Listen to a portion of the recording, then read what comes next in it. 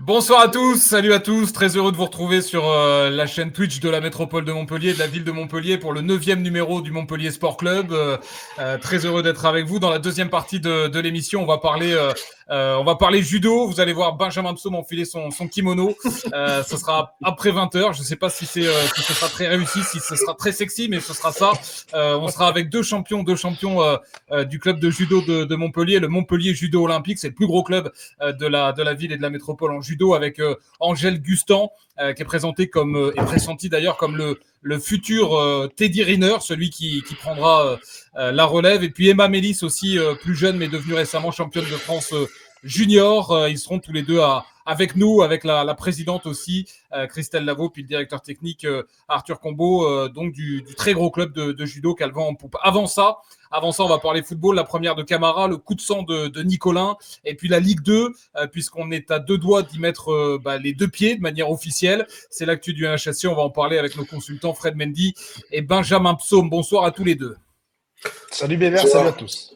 Bonsoir Hubert, bonsoir. Fred Mendy, Benjamin Psaume, et puis notre invité ce soir, Patrice Garande. Bonsoir Patrice. Bonsoir. Patrice Garande, est-ce que je le présente Bonsoir, encore? coach. Peut-être pas.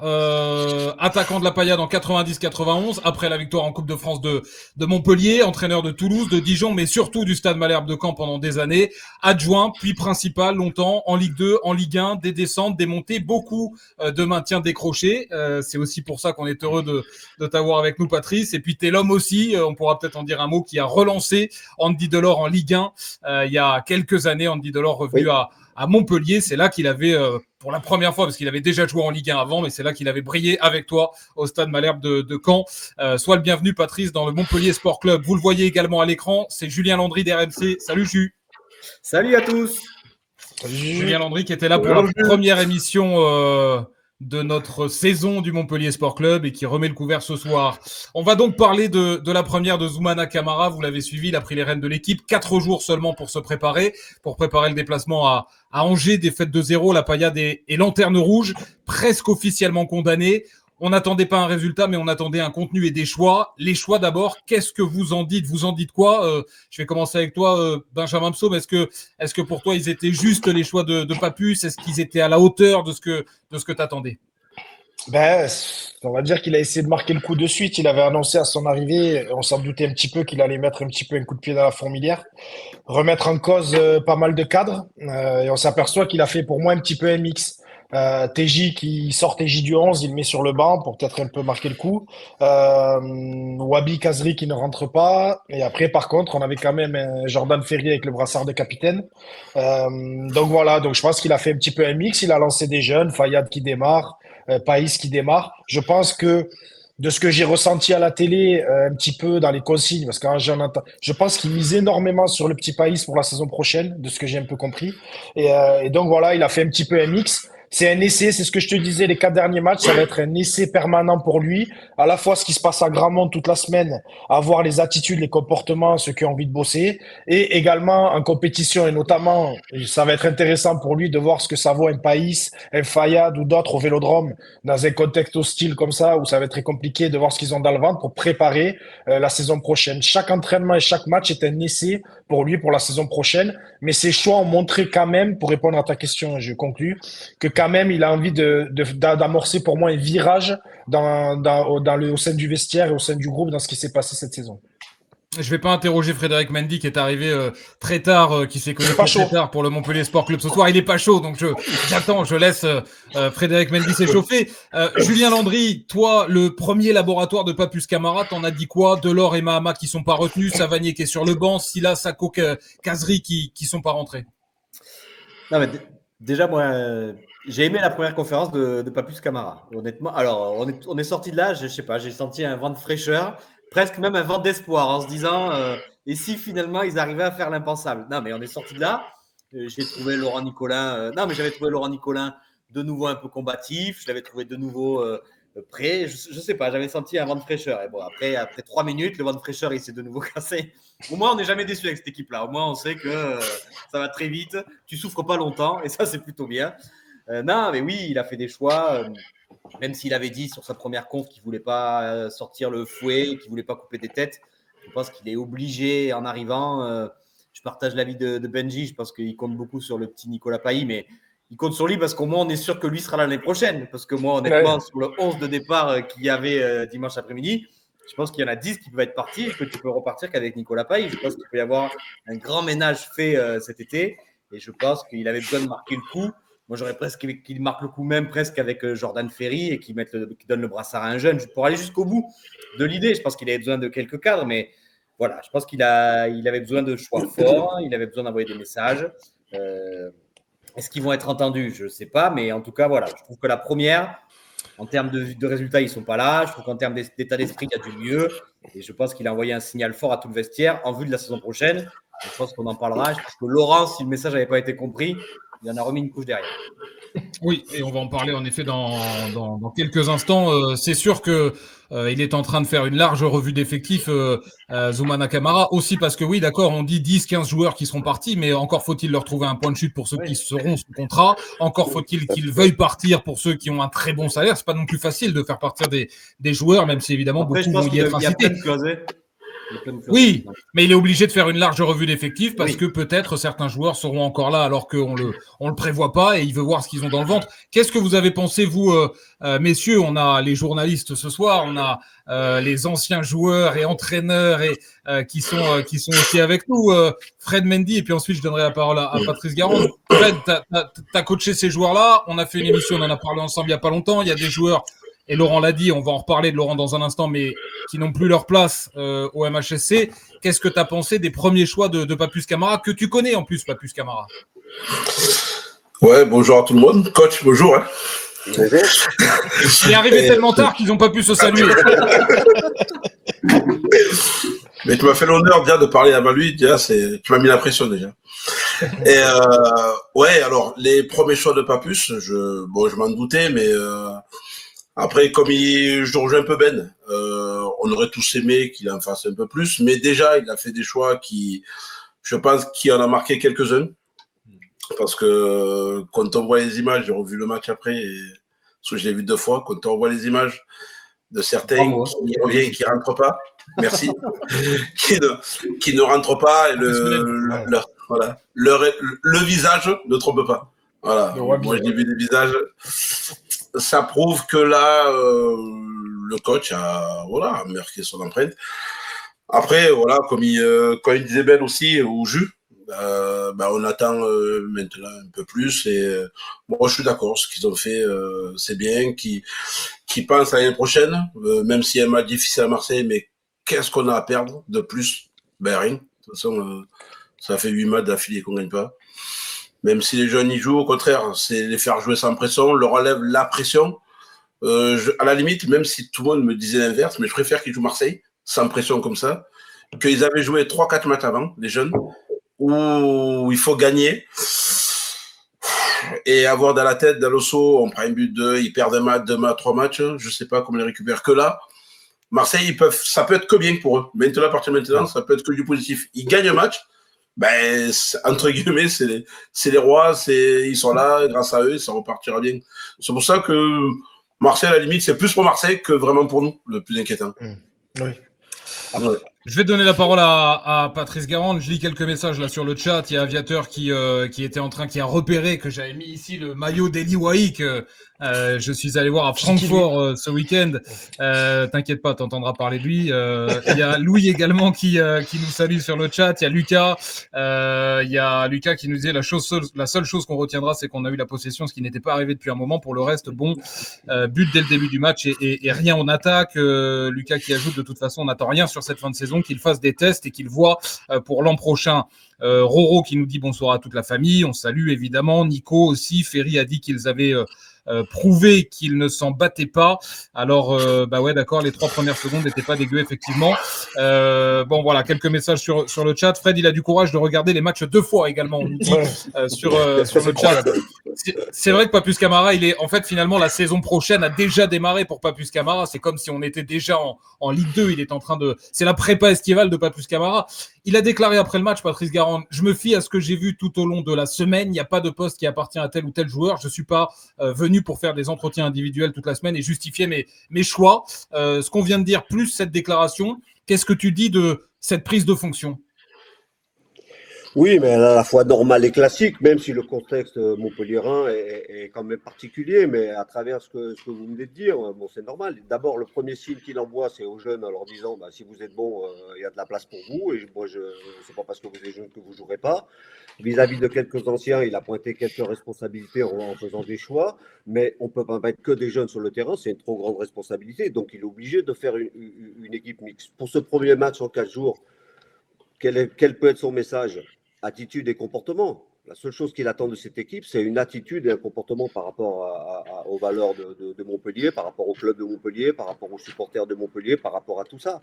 Et puis après, avec le temps, et puis aussi sur le plan tactique, sur le plan de ses principes de jeu, c'est déjà mettre en place des choses qui de toute façon seront du temps gagné pour la saison prochaine, parce qu'il y a quand même des joueurs qui vont être là, et puis certains ne seront plus là. Avec la problématique aussi des contrats, tous les joueurs qui sont sous contrat, même si on veut s'en séparer, ils sont sous contrat. Donc, c'est pas sûr non plus. Donc, il faut...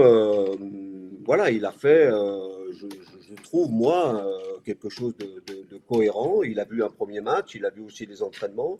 Aussi, à travers les entretiens individuels, il va pouvoir déjà avoir une perception un peu plus fine des personnalités des joueurs et puis aussi faire passer des messages sur ce que lui souhaite voir sur le terrain. Et quand on dit il prépare la suite, en fait, préparer la suite, c'est aussi quelque part, même avec des joueurs qui ne joueront plus, c'est aussi sanctionner le présent en écartant certains joueurs quand dans la semaine, parce qu'il dit je me fie à ce que je vois la semaine, quand dans la semaine il voit des choses qui ne lui conviennent pas, le fait de sanctionner, d'écarter un joueur, c'est aussi adresser un message à ceux qui seront là la saison prochaine. Oui. Vous voyez comment ça se passe. Vous voyez que quand qu'il n'y a pas de passe droit, on avait parlé de la fameuse République des passes droits, vous voyez qu'avec moi, il n'y en a pas. Oui, mais tu as raison, mais après, moi je pense aussi que c'est à titre personnel qui prépare la suite, parce que Papus, il arrive dans ce club, il va s'imprégner de l'identité de ce club, il va s'imprégner de ce club, parce que ça c'est important, il faut que l'entraîneur, s'il veut faire passer un message, parce que c'est quoi un entraîneur? C'est quelqu'un qui donne de l'énergie, c'est quelqu'un qui doit booster son groupe, qui doit booster son équipe, tout ça, mais c'est important qu'il sache bien où il est, dans quel club il est, dans quel contexte il est, et puis qu'il prenne bien conscience de ce qu'ont vécu les joueurs cette saison, et puis... bon, ça, je pense qu'il en a conscience. La Ligue 2, c'est compliqué, la Ligue 2. Hein. Ce n'est pas parce qu'on dit on va bâtir une équipe pour remonter qu'on va y arriver. Mais ce qui est surtout important pour Montpellier, c'est compte tenu de la déception de ce qui s'est passé cette année, c'est qu'au moins ce club retrouve des valeurs et une identité qui correspond à ce qu'est Montpellier. Parce que c'est un club c'est pas un club comme les autres. Moi, j'y ai joué qu'1 an, mais j'ai été marqué par ça. J'ai été marqué, mais parce que j'avais aussi des relais sur le terrain. J'avais des guides qui m'ont expliqué ce que c'était Montpellier. Dans la chaleur humaine, dans la relation humaine. Alors peut-être qu'il y en a trop. Peut-être qu'il y en a trop à un moment donné. Peut-être qu'il y a un petit peu trop de confiance parce que les joueurs actuels ne sont pas les joueurs qu'on avait à l'époque, qui étaient à l'époque. Le football change, la société change et il faut adapter un management, y compris au niveau des dirigeants. Mais voilà, donc... parce que le traumatisme vécu cette saison, il ne va pas s'effacer comme ça. Donc, ce qui est super positif, c'est que ce soit un élément de l'extérieur qui vienne avec cette fraîcheur et puis qu'il va surtout pouvoir bâtir avec, j'espère, Jean-Louis quand il sera reposé dans un autre rôle. Et voilà, et en fonction de ce qui va se passer sur ces derniers matchs, chaque match va être important, chaque entraînement va être important, chaque comportement individuel et collectif va être important.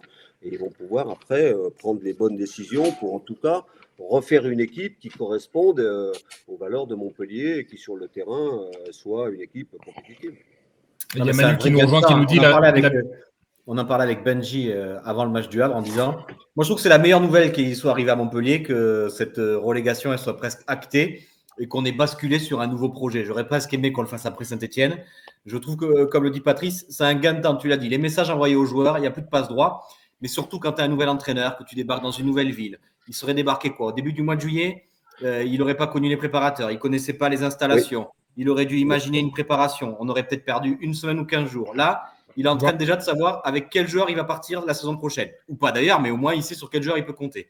Il va déjà, lui, s'être installé 3 ou 4 mois, il va s'acclimater à la ville, il va s'acclimater, comme le dit Patrice, à ce club qui est quand même très particulier, où il y a plein d'anciens qui traînent. Il va pouvoir imaginer la préparation. Moi, c'est un gain de temps. C'est un gain de temps presque sur les 3 premiers mois de la Ligue 2. Peut-être que le premier match que tu vas gagner en début de saison de Ligue 2, il aura été gagné au mois d'avril parce que Papus, il aura déjà mis tout ce qu'il voulait en place, sa performance, ses entraînements.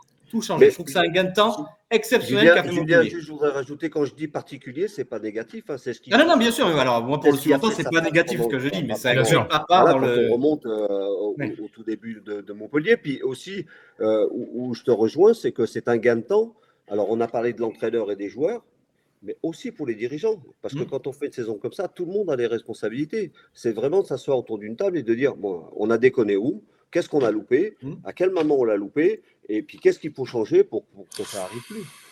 Mais moi, je suis d'accord avec vous et j'ai été presque partagé, Benji. Ça fait un moment qu'il demandait à ce qu'un nouvel entraîneur arrive et n'arrive pas en effet trop tard soit dans la saison, soit au cours de l'été. Moi, j'ai été un peu partagé parce que je craignais que Papus Camara soit marqué par 6 ou 7 défaites consécutives, par un vestiaire qui finit par totalement exploser. Je craignais ça pour lui et en fait, je suis totalement convaincu aujourd'hui. Je pense en effet que il a l'air en plus d'être vraiment, et pour le coup, plus que d'autres dans le passé, dans un passé récent, Fred, ultra soutenu en interne. J'ai l'impression que tout le monde a compris, a pris une telle claque avec cette descente qui est désormais quasiment actée que là, l'heure était vraiment grave et qu'il y avait vraiment une remise en question à avoir. Et j'ai l'impression que Papus Camara, il est très épaulé. En témoigne, et on va en parler, la déclaration de Laurent Nicolin après le match, que tout le monde fait corps derrière lui. J'ai ce sentiment-là. Et donc, en effet, je pense, comme vous êtes en train de le dire, que c'est un vrai gain de temps. Benji, tu voulais réagir et je donnerai la parole ensuite à Fredo. Alors, je suis tout à fait d'accord. Comme on disait avec Juju, on gagne du temps, on l'a expliqué, on gagne du temps pour la saison prochaine. Mais tu soulèves quelque chose, je commence à me poser la question parce que descendre, ça arrive à tout le monde. Patrice en a vécu, on en a tous vécu des descentes. Mais là, des descentes comme celle-là qu'on est en train de vivre, c'est pas on descend au barrage, la dernier match, ça se joue sur un match. On fait une saison catastrophique. Il se passe énormément de choses hors terrain qui nuisent à l'image du club et des vestiaires. Et la petite inquiétude qu'on peut avoir aussi, c'est ça. Alors moi, je vais pas renier ce que j'ai dit. Je suis content qu'il soit arrivé, qu'on puisse travailler. Vous l'avez expliqué. Mais par contre, quand il va se rendre compte et il commence à avoir les premières attitudes, tout ça, alors il va devoir mettre un coup de balai. Mais il va peut-être aussi se poser quelques questions de savoir où est-ce qu'il est arrivé. Parce que c'est un club tellement particulier ici qu'après, il y a une manière de fonctionner et de faire. Et on se rend compte, je pense qu'il a été assez surpris sa première semaine, parce que les choses qu'il a pu percevoir à Gramont et vivre et voir, il a été assez surpris de certains comportements. Et j'ai peur, limite, je commence même à me poser la question. Il va rester 4 matchs, ça va être compliqué. Et malheureusement, indirectement, il va être dans un record, mine de rien, dans un record du plus nombre de petits points en Ligue 1 et de l'équipe limite la plus. Dans lequel il n'a aucune responsabilité. Ben, il sera quand même dedans, il aura fait 5 matchs. Et je me demande même si. Alors, il est assez costaud, il est frais, c'est sa première expérience en professionnel. Et je pense qu'il a une. Ça, on en a parlé, c'est un monsieur, il est respecté énormément. Mais est-ce que cette petite fin de saison où il se rend compte un petit peu du fonctionnement du club, comment ça se passe, on l'a souligné depuis des années, les incohérences et les choses bizarres. Est-ce que lui, ça va pas un petit peu l'atteindre, lui directement sur la saison prochaine? Parce que moi, la crainte que j'ai, Juju et compagnie, et je vous le dis, pour moi, c'est une double descente. On a une descente sportive. Vous pensez que Zoumana est un vent de fraîcheur à juste titre et peut-être, et j'ai envie d'y croire, mais je pense que c'est une descente sportive et une descente qui est beaucoup plus grave en termes de club et de la mentalité du club et ce qu'on vit. Moi, je pense que c'est une double descente qu'on vit où ça va être très, très dur. Et Patrice l'a dit, on connaît la Ligue 2. Ça va être très, très dur en Ligue 2, malgré le recrutement, malgré ce qui va se passer pour essayer de remonter direct. Je pense qu'à la fois psychologique et sportive, elle fait très, très mal celle-là. Et Benjamin, tu as raison parce qu'il y a des descentes. Là, c'est une descente traumatique. Alors, je vais parler de mon expérience parce que elle est un petit peu similaire quand même à ce qui se passe avec Montpellier. Quand je suis arrivé à Toulouse, l'équipe elle est descendue, elle avait gagné 3 matchs dans l'année. 4 matchs. Il y avait un traumatisme incroyable. Et on a réussi avec Damien Comolli à refaire. Alors, moi, je suis arrivé à la trêve au tout début, avant le stage d'avant-saison et tout ça. Je ne suis pas arrivé pendant la saison. Mais il y a eu une petite période de flottement jusqu'à ce que le mercato soit fini et qu'on ait pu vraiment faire le recrutement qu'on voulait et puis que les joueurs qui devaient partir ont pu partir. Et c'est là que l'équipe elle a commencé à décoller. Et on avait mis en place tout un tas de moyens, mais ce qui est important, c'est que Papus, il va avoir Jean-Louis à côté de lui, il va avoir Laurent à côté de lui, et c'est que des vraies actions doivent être mises en place dans le club pour l'aider et le soutenir. Et à un moment donné, ça va repartir. Parce que sur le plan psychologique et mental, tous les joueurs qui vont rester, ils ont été marqués par ce traumatisme. Donc, il va falloir faire quelque chose pour les sortir de là. Mais avec Toulouse, ça avait fonctionné. On n'est pas monté, c'était en pleine période de Covid, et on n'est pas monté pour un penalty à Nantes qu'on ne siffle pas. Donc, il y a moyen de reconstruire, mais c'est Les sûr, arbitres. c'est pas simplement ça. Ça ne va pas se faire comme ça. Mais c'est pour ça que je disais que c'est l'affaire de tout le club, de toute la gouvernance du club, de mettre en place quelque chose, des choses très précises, à la fois sur le plan de l'organisation, peut-être de l'organigramme, et aussi sur le plan psychologique, pour que ces joueurs ils soient de nouveau des joueurs qui est plein d'envie et qui ne soient pas marqués parce qu'ils ont vécu. Parce que même s'ils ont une responsabilité, les joueurs ils sont marqués quand même, parce que les joueurs ils ne font pas exprès sur le terrain. Ça, j'y crois pas, ça n'existe pas. Donc, il y a plein de choses à faire, mais c'est possible. Ils font pas exprès sur le terrain quand ils sont en match, mais ils font exprès quand ils sont à l'entraînement de pas bien s'entraîner. Ça, par exemple, ça arrive. Ils font pas tout, en tout cas, ils font pas tout. Mais si on prend les 25 joueurs ou 30 joueurs de l'effectif, cette saison-là, qu'un mec a 300 matchs ou 10 saisons, cette saison-là, pour moi, c'est la pire de leur carrière à tous. Demandez à Lecomte, à un TJ, qui a galéré, à Arlavignon, TJ ont galéré, ont joué le maintien en Ligue 2. Mais je te garantis que psychologiquement, la saison qu'ils vivent là, où ils vont quand même, malgré tout, je le sais, Bébert, parce que moi, 15 ans après, on me dit, tu as encore le record le plus petit nombre de points en Ligue 1. Et de temps en temps, on me chambre, on me dit, Arlavignon, vous étiez des pipes. Mais maintenant, le problème, c'est que c'est eux qui vont se retrouver comme ça, parce que le record, ils vont nous le prendre, et ils vont se retrouver comme ça. T'espères, en fait, qu'ils te prennent le record. J'ai pas du tout, j'espère pas pour eux. J'espère pas pour eux, mais c'est pour t'expliquer que c'est traumatisant pendant des années. Ça fait des mois, tu sais, sur le mur chez lui, il coche comme les tolards. Plus que 4. On va plus m'en parler. Plus que 4 matchs, on va plus me le dire. Mais non, mais c'est pour eux, parce que je sais que c'est à quel point c'est traumatisant. Tous, c'est la pire saison de leur carrière. Fred Mendy. Vraiment, c'est pas beau. Fred, tu dis quoi de tout ça? Ouais, non, mais j'entends. Hein. Après, là où je suis moins d'accord, pas moins d'accord, mais avec Ben, c'est, moi, je pense que ça fera du bien. Que même si on dit on n'a pas tout à fait de pied, je pense qu'on y est un des deux. Quand même, il ne faut pas se leurrer.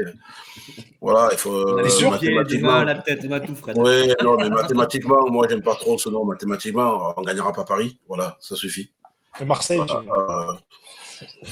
Marseille, ouais, allez, j'y gagnera pas Paris. Après, moi, voilà, moi, je suis d'accord dans le sens que, alors, oui, ça peut être traumatisant. Moi, j'ai connu ça à Martigues. On est descendu, on est monté, on a fait 3 ans, on est descendu. Et l'année d'après, et pourtant on est descendu, tout le monde part, on n'a plus de joueurs. Et l'année d'après, on termine 3e et la place du camp parce que ça n'avait que 2 qui montaient. C'est la seule année où il n'y en a que 2 qui montaient. Ah oui. Ça, c'était super, c'était très bien. Et nous, on a terminé 3e. Voilà. Non, après, c'est l'envie. Pourtant, on avait des joueurs qui sont restés. Voilà, on est descendu. De toute façon, tous les ans, il y a 2-3 équipes qui vont descendre. Ça, c'est comme ça. Arlavignon s'est descendu. Mais je me rappelle un peu de Arlavignon, même s'ils sont descendus. Voilà, on sentait des mecs. Non, mais c'est vrai, il n'y avait pas tous, il n'y avait pas une équipe de qualité exceptionnelle, mais au moins, les mecs qui sortaient de là, ils pouvaient se regarder et dire voilà, on a perdu parce que les autres c'était meilleur qu'eux, il n'y a pas de secret. Mais on sentait quelque chose. Là, ce qui me gêne, moi, ce qui me gêne, c'est vraiment que je ne sens pas. Voilà, sérieusement. Lyon, j'ai venu des matchs où on peut perdre, j'accepte la défaite, j'accepte les mecs qui perdent, on accepte de mal jouer, on peut accepter rater un contrôle, une passe, rater un but, le gardien fait une erreur, mais on n'acceptera jamais le mec qui baisse la tête, qui donne pas tout. Ça, je pourrais pas accepter. Et pour d'ailleurs, moi, Fred, non. Vas-y, finis. Et pour moi, non, on peut pas me dire oui, on donne tout, c'est pas vrai. C'est donner tout, c'est pas ça. Tu parles de Jordan qui a dit ça à la fin. Ah, mais ça, il a dit à la fin, il n'a même pas le droit de parler déjà. Voilà, déjà, il n'a même pas le droit de l'ouvrir. Voilà, déjà. Le président, il le dit, il le pense, et il a raison. Le président, il a dit ce que tout le monde pense, et lui, il n'a pas le droit de l'ouvrir. Il faut qu'il arrête de croire se prendre pour le Zorro. À un moment donné, c'est un joueur qui est dans un club, respecte les gens qui travaillent. Voilà, respecte les mecs qui travaillent. D'accord, dans ce club. Il y en a que ça fait 20 ans. Je ne sais pas s'il le sait. Il y a des secrétaires 20 ans, elles ne sont plus au club. J'espère que juste qu'il le sait. J'espère que ça lui fait mal. Mais au lieu de dire, ouais, non, mais il a dit ça, le président. Non, oui, il a dit ça, oui, et il le pense. Et il a le droit, je pense qu'à preuve du contraire, il a le droit, comme je l'ai dit. Hein, les coachs, quand ils nous parlaient, on ne jouait pas. Il n'allait pas nous dire, ouais, tu ne joues pas parce qu'aujourd'hui, tu ne joues pas, c'est son choix. C'est comme ça. il faut qu'on accepte. Et la critique, il faut qu'on accepte. Quand le président dit « Ah, vous êtes bon, vous êtes la meilleure équipe, je suis content et tout », ils le disent, ils sont tous contents, ils acceptent. Ben, il faut accepter demain que le président soit pas content. Et à sa place, ben, on aurait fait pareil, on n'aurait pas été content. Et encore, il a attendu. Hein. Puisque tu viens d'introduire avec beaucoup de gourmandise le sujet, c'est en effet cette interview qui fait beaucoup parler, l'interview d'après-match. Le président, je rappelle le contexte, répondait à une question d'un journaliste de DAZN, la 28e, et au bout du bout, il obtient le dégoupillage du président. Est-ce que des joueurs cadres sont venus pour vous voir et vous dire « Je serai là en Ligue 2 si vous avez besoin de moi ?» Grosso modo, c'était la question. Et la réponse, d'abord, Laurent Nicolin a ironisé sur les cadres et sur leur implication depuis le début de saison, avant d'ajouter, je vais le citer pour ne pas trahir sa pensée, sa parole, fini de rigoler, il y a des gens, quoi qu'il arrive, leur histoire, elle est finie avec le club. Je vous fais pas l'accent de Laurent Nicolin, mais vous comprenez. On va repartir sur des bases saines avec des gens sains qui veulent se battre pour le club et pas des gens qui sont là juste pour leur gueule. Derrière, Ferry réagit en effet après le président. L'interview se poursuit avec le journaliste du DAZN qui lui relaie ce que vient de dire Laurent Nicolin, et Jordan Ferry réagit, se vexe, ne comprend pas qu'il ait dit ça et refuse de continuer l'interview, s'en va en disant « J'ai plus envie de parler ». Je vais vous faire une confidence. Tout à l'heure, on disait les mines, Fred, tu disais les mines étaient… il y avait des têtes basses à la fin du match et il y avait c'était la déconfiture. Jordan Ferry est revenu dans le vestiaire. Pas un mot, il était vissé sur sa chaise, c'était très compliqué, il était peut-être qu'il digérait. Et début de semaine à l'entraînement, les 2 jours qui viennent de s'écouler avant aujourd'hui, ça a été aussi très compliqué. Il y a des joueurs et des joueurs cadres qui ont donc pris cette citation de Laurent Nicolin qui n'a pas donné de nom. Certains lui ont d'ailleurs reproché, auraient voulu qu'il aille encore plus loin et qu'il mette les noms sur la place publique, mais tout le monde savait de qui il parlait, et visiblement dans le vestiaire, tout le monde sait de qui il parle, puisque en début de semaine, ça rigolait moins, ça faisait profil bas, et il y a beaucoup de joueurs qui étaient très fermés, des joueurs cadres notamment. On va pouvoir débriefer. Moi, on n'est pas du tout d'accord, je vous l'annonce, avec Benjamin Psaume. On en a parlé cette semaine. Moi, je suis plutôt, comme tu viens de dire, Fred, ou comme disait Jules aussi, qu'introduisait avant. Je suis d'accord que ça arrive tard et que ça arrive trop tard. Je suis d'accord qu'il y a sans doute un problème de timing. On aurait aimé qu'il soit ferme et méchant, Laurent, beaucoup plus tôt dans la saison, et peut-être qu'on n'en serait pas là, on n'en sait rien. Mais moi, je dis mieux vaut tard que jamais. Je dis enfin. Je dis c'est son club, c'est son pognon. Il reprend du poil de la bête, en effet, et tant mieux. Il tient le manche, il resserre les vis, parce qu'il y en a pas mal à resserrer. Moi, je dis, tant pis en effet pour le passé et puis pour le présent, mais tant mieux pour l'avenir et pour la suite, que les paroles de Laurent désormais se concrétisent avec des actes, et j'ai l'impression que l'arrivée de Papus Camara en est un premier. Il en faudra d'autres, évidemment. C'est ce que je crois. Voilà, je dis mieux vaut tard que jamais. Il a quand même le droit, même s'il s'est trompé dans le timing, et sans doute qu'il en a conscience, il a quand même le droit à un moment donné de recadrer. Et moi, j'aime autant que… En effet, j'ai l'impression que la saison d'après a déjà démarré et qu'elle démarre avec l'arrivée de Papus Camara et avec Laurent Nicolin qui dit à tout le monde « Voilà, la récré est terminée, mon pantalon, il est plus baissé, je le remonte et vous allez voir comment ça va se passer. » Benji n'est absolument pas d'accord avec moi. Benji réagit. Après, j'ai peur de passer parce que Patrice, il me connaît pas dans les analyses. Je suis toujours positif et je suis toujours derrière tout le monde et tout. Je suis toujours positif. Mais là, aujourd'hui… je suis obligé. Non, mais t'inquiète pas, Patrice, tu peux y aller parce que Patrice, il va pas te faire jouer. Hein. Il va pas te. non, mais dans le sens, j'ai pas envie de passer rien. pour le. Déjà, 15 ans, bon. Moi, j'ai déjà. J'ai un petit avis là-dessus, hein, mais je vous laisse parler. Je suis obligé de dire ça au départ, mais j'ai un profond respect pour Laurent Nicolin, pour la personne, pour tout ça, pour tout ce qu'il a fait, pour la famille et tout. Mais. Non, mais je suis d'accord. Alors, mieux vaut tard que jamais. C'est le premier truc que je me suis dit, mieux vaut tard que jamais. Mais la première réponse, t'as entendu ce que t'as dit? La première réponse, quand il a répondu, il a dit maintenant, fini de rire. Donc, en fait, on est mi-avril. Ça fait 8 mois qu'on est dans le trou. Et il t'explique maintenant, fini de rire. Donc, en fait, moi, je suis d'accord dans le fond, bien évidemment, sur le fait qu'il montre du doigt ses cadres et compagnie. Alors, déjà, le faire comme ça sur une question à la fin d'une interview, en fin de saison, timing moyen. Mais après, moi, quand j'entends ça, quand je me pose la question, j'entends ça. Tu le sais, moi, pour moi, les torts, comme on l'a dit, Patrice, Fred, les torts, c'est tout le monde. Moi, un peu plus, honnêtement, un peu plus les joueurs, après tout ce qu'on sait sur les joueurs.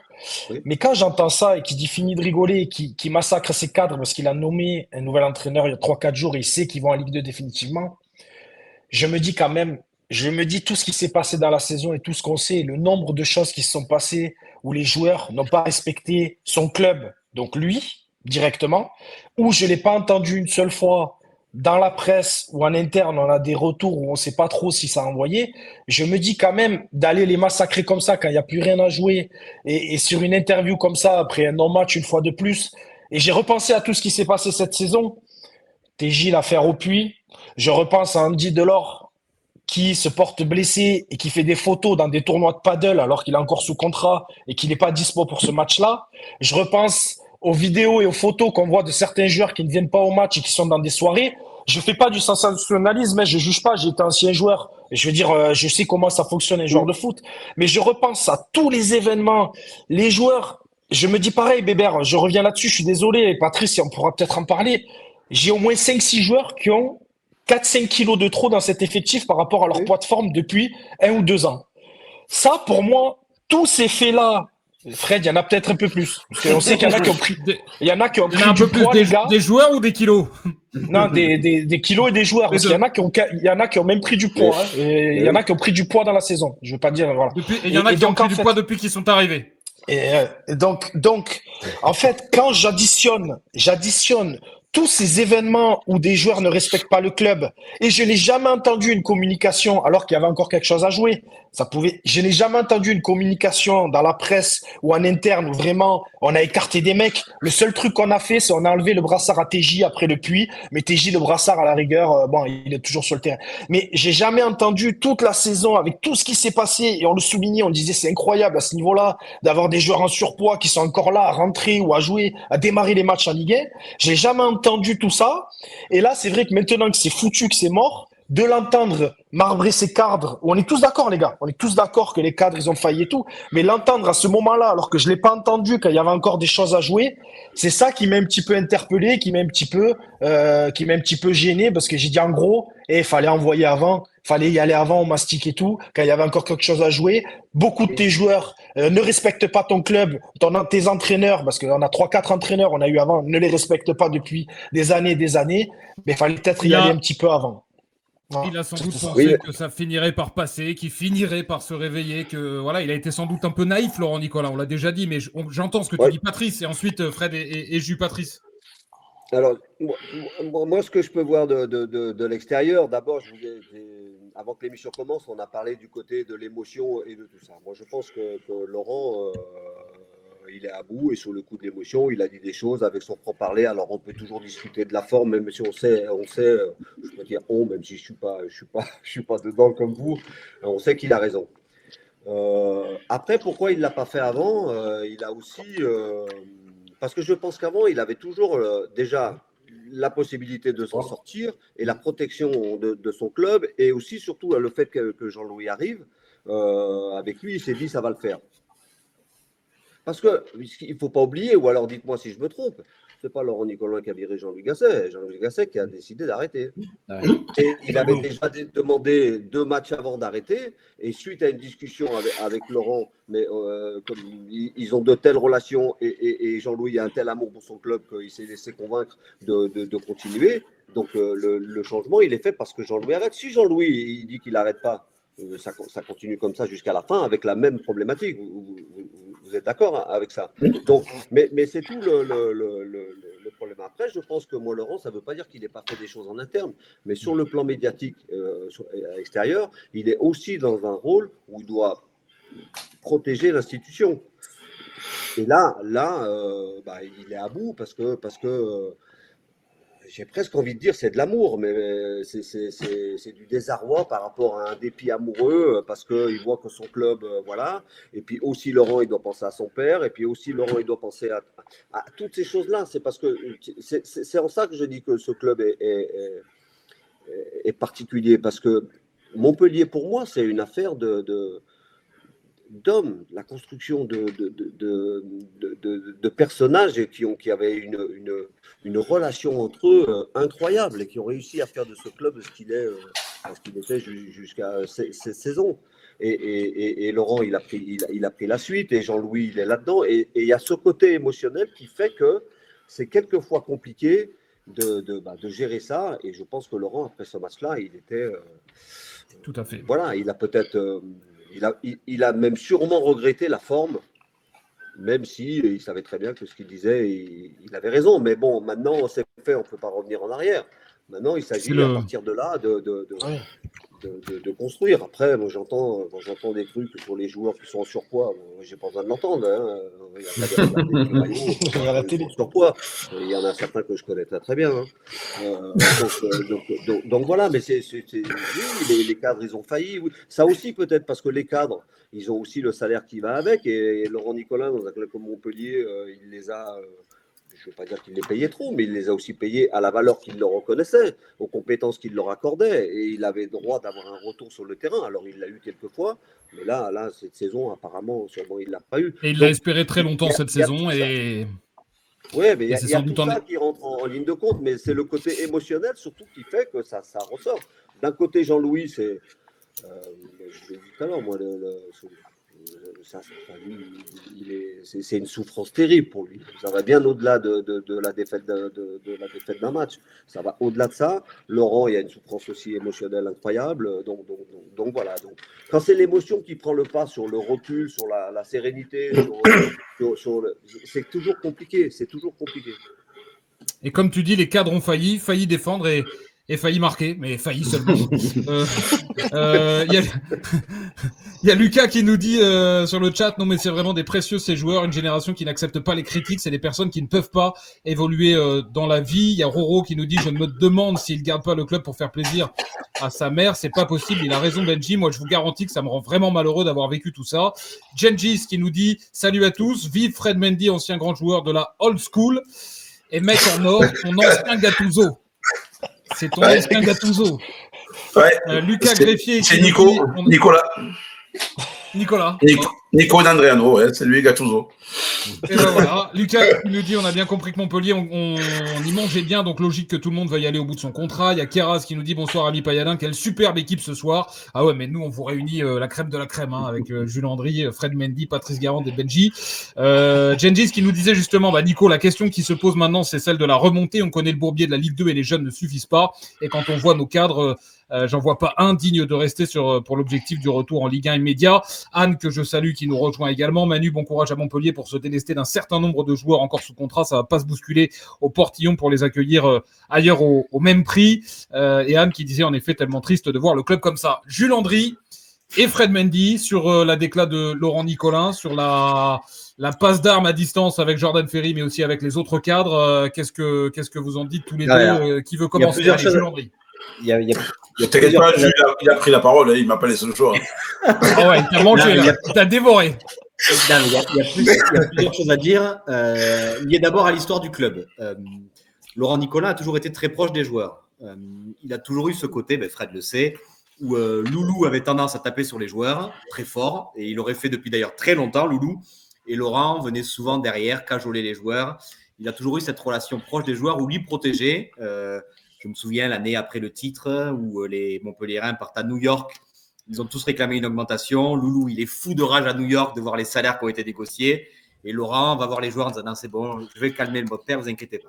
Et je pense que Laurent, il a toujours eu ce côté très protecteur des joueurs. Et le fait que Michel Derzakarian soit là au départ, il y avait ce côté où lui n'avait pas besoin d'être le père fouettard, en fait, et que c'était ses entraîneurs qui le faisaient. Et lui avait toujours ce côté un peu très proche des joueurs. Je pense qu'il a gardé ce côté-là. Non, mais c'est pas que je pense qu'il a toujours gardé ce côté-là. Et là où je me rapproche de Benji, là où j'en veux moi à Laurent, c'est que ça fait 3 ans qu'on voit que la situation elle dérape. Depuis 3 ans, on est au bord du précipice. Et je pense que cet été, il aurait dû taper fort. Mais dès cet été, en disant à Wabi, à TJ, quand il voyait dans l'état, même sans le poids, quand on revoit le reportage de Canal+, où on voit Andy Delors, quand on lui dit « t'as fait trop de barbecue cet été, il va falloir faire attention ». Il y avait même des signaux, même sans info interne, on voyait déjà que ça avait dérapé. Donc je pense que cet été, Laurent, il aurait dû taper du poing sur la table. Mais je pense que l'affaire Dazen, je pense qu'il y a eu plein de choses qui sont rentrées en compte et que Laurent, il a été un peu submergé par sauver d'abord financièrement le club et il s'est dit sportivement, ils vont finir par s'en sortir. Et donc, je pense qu'il a voulu les cajoler jusqu'au bout en se disant, il ne faut pas que je leur tape dessus parce que… Oui, mais dans le club, il y a des relais, il y a un directeur sportif. Oui, non, mais c'est ça. Et je pense que Laurent, il s'est appuyé sur d'abord Michel au départ, ensuite sur Jean-Louis, sur Bruno, et que lui, il a voulu garder cet espoir de dire, je les protège parce que c'est eux qui vont nous sauver. Et je pense que l'arrivée de Papus Camara, d'ailleurs, j'avais posé la question à Laurent en disant, je trouve qu'elle marque une rupture dans l'histoire du club parce que ça fait longtemps qu'on a payé un entraîneur hors du cadre et que je pense que Laurent, il a voulu montrer aussi à Papus dimanche en disant, tu es mon entraîneur, tu as fait passer des messages cette semaine, et ben, je vais te soutenir devant tout le monde, de grand public. Je pense aussi, je vais les abraser en disant, OK. C'est pour ça que je disais tout à l'heure, ils font corps. Exactement. Et je pense que c'est aussi un soutien pour son entraîneur parce que mardi, ils étaient ensemble et je pense que dimanche, il est venu en disant, OK, fini la rigolade, en disant, stop, on arrête les conneries, je te soutiens pas plus dans tous les choix que tu prendras. Mais je pense que Laurent, il a basculé en fait depuis quelques semaines avec ce nouveau rôle de président où maintenant, il va finir le président gentil qui aime ses joueurs. Maintenant, stop. Maintenant, je pense que la phrase la plus importante, c'est fini la rigolade. Fred Mendy, ensuite, tu réagis. Parce que je vois que Ben il est dans les starting blocks. J'ai oublié après ce que je voulais dire. Non, je sais ce que tu veux dire, donc je vais te le dire. Ah d'accord. Ouais, je reviens sur la phrase. Moi, je pense que la phrase de Jean-Louis, c'est lapsus, hein, de Laurent, c'est non, la phrase de Laurent, je pense, c'est un retour du départ de Jean-Louis, parce que Jean-Louis, ça l'a vraiment affecté. Ça a affecté Jean-Louis, ça a affecté Laurent et sa famille de voir Jean-Louis comme il était affecté, parce que Jean-Louis, on connaît tous Jean-Louis, d'accord, les 5 qui sont là, on le connaît très bien. Et t'as raison, Jean-Louis, je pense que t'as raison. Jean-Louis, quand on le voit, Jean-Louis, toujours le sourire quand il parlait, vers la fin, je pense pas que c'était Jean-Louis qu'on connaissait, qui parlait, on le sentait fatigué. Laurent, de le voir comme ça, et en début de semaine, quand il part, Jean-Louis, il décide d'arrêter, se remettre pas en retrait, parce que il y a sa santé qui est au milieu quand même. Il faut quand même le dire, hein, sa santé qui est au milieu. Je pense que Laurent, ça l'a vachement marqué. En plus, c'est quand même Jean-Louis, Papus, c'est quand même Jean-Louis qui a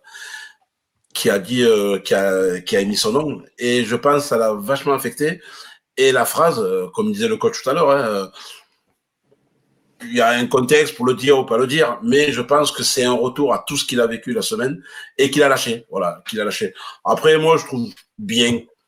Alors, ouais, la forme, elle est pas belle. Voilà, oui. Mais ça aurait été Loulou, ils en auraient pris plein. Alors, honnêtement, ça aurait été plus oui, on l'accepte. C'est vrai que. Loulou, quand il s'exprimait, oui, mais Loulou, à la limite, on avait, entre guillemets, on est habitué. On l'a tous vu dans les vestiaires. Coach, des fois, il gueulait dans les vestiaires. C'était fatigant pour nous. Hein. Vous savez, c'était long. Hein. Voilà, là où tu as raison, Fred, c'est que je pense qu'en effet, le fait que ce vestiaire ait fini par toucher même à Jean-Louis Gasset, qui est vraiment la famille et le premier cercle des Nicolins, là, pour le coup, Laurent, ça a dû le faire dégoupiller. Bien sûr. Et après, il a pensé, c'est vrai qu'on dit que Laurent a passé à son père. Oui, il y a le père de Jean-Louis aussi. C'est les deux créateurs. Ils se retrouvent, les enfants se retrouvent ensemble, comme les pères étaient ensemble. Voilà, il y a plusieurs trucs qui sont arrivés. Et là, ça a été, voilà, que Jean-Louis parte. Même si tout le monde, on pouvait s'en douter à tout moment, mais ça a touché tout le monde. C'est quelqu'un qui a touché tout le monde. Il a touché tout le club. Jean-Louis, le départ de Jean-Louis, ça a été entre guillemets une mort, quoi. Et là, Laurent n'a pas accepté. C'est pour ça qu'il a dégoupillé. Benji, je sais ce que tu voulais dire tout à l'heure. Je l'ai deviné. Tu voulais dire que tu craignais que justement la déclaration de Laurent fasse encore plus de mal au vestiaire de Papus Camara et que ce soit un cadeau empoisonné. Tu m'as dit ça. Ouais, mais aujourd'hui, j'ai l'impression que je suis à contre-courant de tout le monde. C'est horrible. C'est ma question. En fait, ce vestiaire, on peut plus rien espérer de ce vestiaire. Mais moi, j'espère même que là, ils soient désespérés, qu'ils aillent signer leur contrat en disant « Ah, j'accepte pas, je m'en vais. » Mais partez. Ça n'existe pas, ça. Juju, déjà, j'ai un petit point. Tu dis qu'il avait prévu d'abraser pour soutenir, d'abraser ses cadres et tout, publiquement pour soutenir. Franchement, quand tu vois l'interview, comment elle est menée, comment elle est truc, où il est tranquille. Mardi, il avait déjà un peu ouvert la porte à ça, sur les cadres qui avaient mais là, c'est sûr. Il avait mis tout le monde dans le bain, mardi. Dans le même, mais là, c'est sur la dernière question qui était. Tu le vois qu'elle n'est pas prévue, tu le vois que d'un coup, il vrille. Mais sinon, l'interview, elle s'arrêtait. Donc, je sais même pas s'il avait prévu vraiment d'envoyer sur ses joueurs. Après, moi, c'est ce que j'ai dit. De Laurent, où il y a des choses de Loulou qui sont prévues et ils attendent le petit truc. Ils attendent la le petite. Le journaliste, il sent bien qu'en face de lui, il a quelqu'un qui est sous le coup de l'émotion. Donc, donc, il a tenté de. S'il pose la bonne question, ça va partir. Tu sais, c'est comme Jules Andrier et RMC. Ils sont. Après, il y a deux versions, c'est ce que je disais à Bertrand, moi, il y a deux versions. Alors, si voilà, c'est pour conforter Papus qui a fait des choix d'enlever certains cadres, parce que certains, Ferry a le brassard, et je vous le redis, Ferry a le brassard sur le premier match de Papus Camara au MHSC. Si c'est pour la première chose que je me suis dit, quand je vois de suite après Ferry qui veut pas faire l'interview, qui est comme un fou, je me dis, il reste 1 mois et demi, 2 mois à faire pour Camara. Donc, il va se retrouver avec des cadres qu'on sait qui ont une influence incroyable sur un vestiaire et sur le reste du vestiaire et qui ils se sont fait abraser publiquement. On a quand même Ferry, c'est assez rare qu'il fait ça. Je me suis dit, il lui fait un petit cadeau empoisonné pour la fin de saison parce que s'ils veulent, même s'il n'y a plus rien à jouer sportivement, s'ils veulent lui retourner un petit peu le vestiaire, ils pouvaient pas lui faire mieux. Il n'a pas parlé, Jordan Ferry, après le match, là. Il n'a même pas parlé. Oui, mais après, tu sais comment ça fonctionne. Zigzag, il est bien content, Jordan Ferry, quand il y a Zigzag à la fin du match. Donc, comme dit Fred, je le dédouane pas. Depuis 10 matchs. Après, ils sont obligés. Hein. Ils ont des obligations. Ils sont obligés. Il y a un joueur qui est obligé. Alors, coach, s'il vous plaît. Coach, là, je suis obligé. Il a fait ça. Non, je suis obligé. Non, j'ai trop de respect pour le coach pour pouvoir lui couper. Mais là, j'ai trop de respect pour le coach pour pouvoir lui couper la parole. Mais ils ont des obligations, ouais. Mais quand les mecs, ils acceptent pas maintenant parce que la directrice de la com, eh ben, il faut aller là-bas. Ah non, mais moi, je fais plus ça. Je pense que c'est pas à ma guise. C'est pas l'assurance à ma guise où on fait un peu. Voilà. Et les obligations, il va falloir qu'ils les prennent aussi quand même. Oui, ça, je suis d'accord. Je sais pas, à votre époque, alors, on est un petit écart, hein, quand même, d'âge, pas beaucoup, mais on a un petit écart d'âge quand même. Non, j'ai dit pas beaucoup. Non, j'ai dit pas beaucoup. J'ai un petit. Je pense dans le vestiaire, il y a des choses que vous n'aurez pas acceptées. Mais bien sûr. Mais vraiment. Oui, mais ça, c'est pas propre. Alors là, on est en train de parler de Montpellier, mais c'est pas propre à Montpellier. Non, mais je parle. Oui. Aujourd'hui, les vestiaires, les joueurs, c'est pas du tout comme à notre époque. Alors quand je dis ça, je veux pas passer pour un vieux con. C'était mieux avant, c'est pas ça. Mais le respect, c'est il n'y a pas d'âge. Le respect, il n'y a pas d'âge. Il n'y a pas ça fait justement partie de l'évolution. Alors, à la fois en tant que coach et en tant que président, c'est qu'aujourd'hui, en tant que coach, on ne peut plus gérer et manager les joueurs comme nous, on était gérés, par exemple. Et les présidents, c'est la même chose. Ils ne peuvent plus gérer et manager leur club comme ils le faisaient avant. Parce qu'on est dans une société aujourd'hui qui a évolué et qui est beaucoup plus compliquée. Alors, je ne dis pas, encore une fois, c'était mieux avant et tout. De faire des comparaisons comme ça. Mais en tout cas, dans un club de foot, il y a une chose qui prime. En tout cas, ça c'est. Moi, j'ai toujours dit ça à mes joueurs. L'institution est toujours au-dessus de tout le monde. C'est le truc qui n'a pas changé, ça. De tout le monde. De l'entraîneur, des joueurs, de tout le monde. Voilà. Et quand il y a un club qui l'a compris. Il y a un club qui l'a compris, c'est Paris. Hein. Il faut faire des choses. Il faut que les joueurs, il faut les éduquer aussi dans ce sens-là quand ils arrivent. Le club est plus important que n'importe quel joueur. Et dès lors que l'institution est faible, comme ça a été le cas un temps à Montpellier parce qu'on a lâché du lest, comme ça a été le cas, Patrice, au Stade Malherbe de Caen, comme ça a été le cas dans plein de clubs, dès lors que l'institution est faible dans un système qui est quand même pyramidal dans le foot, la pyramide s'écroule. Et on le voit à Montpellier, et on l'a vu à Caen, et on l'a vu ailleurs. Et en effet, quand on reprend la main, comme l'a fait Paris, puisque tu cites le PSG, Fred, qu'on soit le PSG ou qu'on soit le Montpellier Hérault, c'est la même chose. C'est la même chose. Ben oui. Exactement. Pourquoi les grands clubs, c'est vrai, on peut parler, mais pourquoi les grands clubs sont toujours là? Pourquoi le Real de Madrid sont toujours là? Pourquoi ils ont gagné tant de Ligue des Champions? Et pourtant, ils avaient des générations qui n'étaient pas meilleures que Paris. Mais si on prend aujourd'hui le PSG, pourquoi aujourd'hui le PSG, il plaise à tout le monde, ils ont des résultats et tout ça? Parce qu'aujourd'hui, ils ont mis en place un entraîneur qui a une philosophie, alors on en pense qu'on veut, on est d'accord, on n'est pas d'accord, tout ça, et que l'institution via le président et cet entraîneur, est au-dessus des joueurs. Du temps quand Lolo était entraîneur, puisqu'on va parler de quelqu'un qui est là, qui représente aussi l'image de Montpellier. Quand Laurent Blanc était l'entraîneur, et Dieu sait si j'aimais son équipe, justement, il était avec Jean-Louis et tout ça. Les joueurs étaient plus importants que le club. C'est-à-dire que les mecs, ils avaient un problème, ils appelaient directement le président, ils allaient à Doha. Donc, on a le même problème à Montpellier. Aujourd'hui, ça n'existe plus, ça, au PSG. Et comme par hasard, alors en plus de la qualité de leur entraîneur, voilà, on a une vraie équipe à Paris, alors qu'avant, on avait alors des stars mondiales, mais on n'avait pas ce collectif-là. Et après, quand tu parles du Real, du Barça, mais c'est ouais. Mais Azumana Camara, le club est au-dessus Bah oui. Et ils ont compris un truc. Il y a un truc, c'est indéniable. Paris, ils l'ont compris cette année. Paris courait 3, 4 ou 5 km de moins que toutes les équipes. Maintenant, Paris, c'est l'équipe qui court le plus. C'est le cas de Montpellier cette saison aussi. Enfin, une des équipes qui court le moins de Ligue 1. Mais tu regardes les équipes qui courent le plus, où elles sont. Voilà. Il y a bien sûr, mais tout ça se met. Mais tout ça, quand je parlais de mettre en place des choses, c'est de tout ça dont je parlais. Mais ça va pas se faire en un claquement de doigts.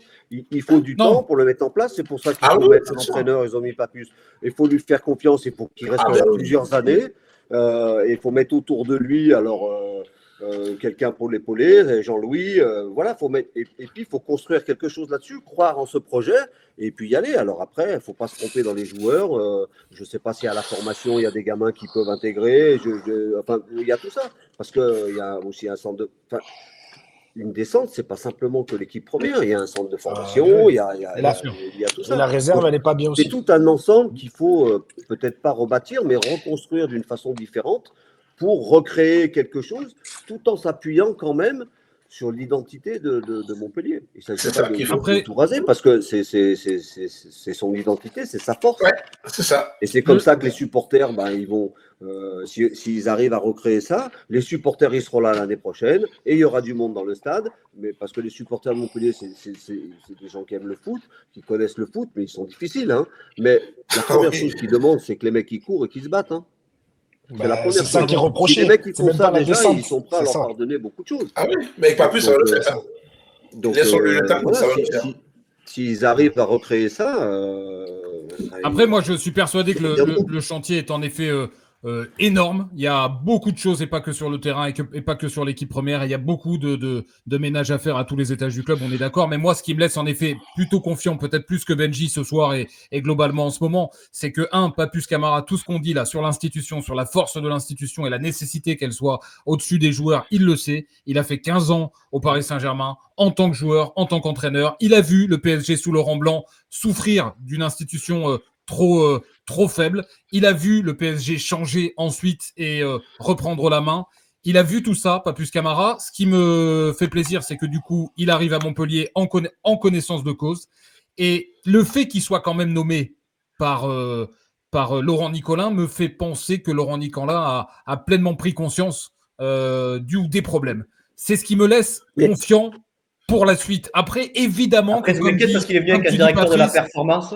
J'ai peur que son directeur de la performance, il ait peur quand il voit les performances des Montpellier. Je pense qu'il va, mais même il va démissionner. Camara, il a beaucoup d'atouts. Déjà, il a les codes avec les jeunes, parce qu'à Paris, il a eu les jeunes.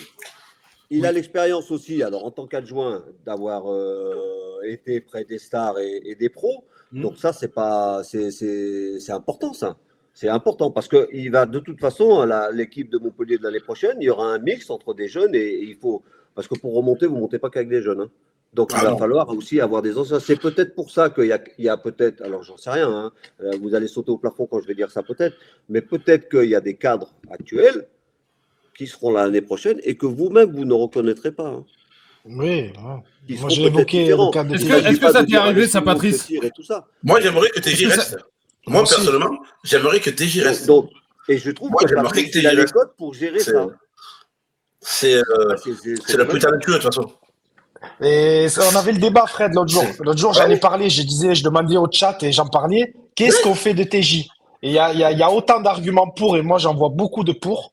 mec du coin, il faut toujours garder un mec d'ici, un mec du coin. Il sait qu'il a fait une sale saison, il le sait quand même. Et quand même, moi, je l'ai connu en Ligue 2. En Ligue 2, il survole. Et je pense qu'avec sa patte, il fera durer. Il baisse son salaire 2 fois 3, par contre. Ah, mais à mon avis, s'il y en a un à qui tu peux proposer de rester 3 ans avec un projet de remonter à son âge, baissant le salaire, s'il y en a un, c'est peut-être Je sais qu'il n'est pas trop sûr, Jules. Mais sérieusement. Qu'il baisse son salaire, qu'il perde un peu de poids et qu'il revienne un joueur de foot. Ah, par contre, moi, je suis Laurent Nicolet, je l'attrape, je lui dis, je veux le TJ il y a 2 ans. Je ne veux pas le TJ que j'ai eu là. Moi, si on retrouve le TJ qui sort des Jeux Olympiques, les yeux fermés, et il finit la saison avec 20 passes décisives. Tu peux... Ah, ben oui. Tu sais, mais c'est sûr. Et lui, c'est quand même le symbole du club.